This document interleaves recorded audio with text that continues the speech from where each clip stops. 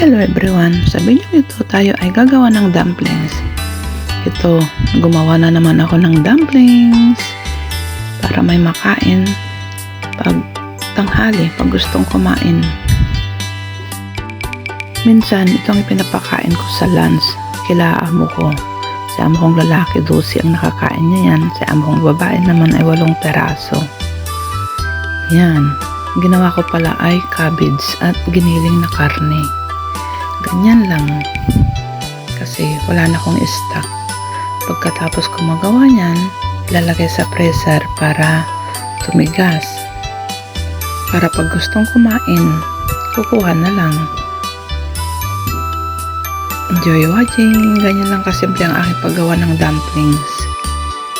Matagal na akong hindi nakagawa. Naubos na yung stock ko na ginawa noon. Kaya gumawa na naman ako. Yan na siya. Tapos na akong gumawa. At sakto naman yung wrapper ko. Mahigit 50 yung nagawa ko. Ito na yung kinabukasan. Matigas na yung dumplings ko kasi nakalagay sa freezer. At ililagay ko na siya sa ziplock. Para pag gustong kumain, magluto lang ako, magboil lang. Natapos na. Salamat sa laging panonood ng aking mga upload videos. Enjoy watching. Bye-bye.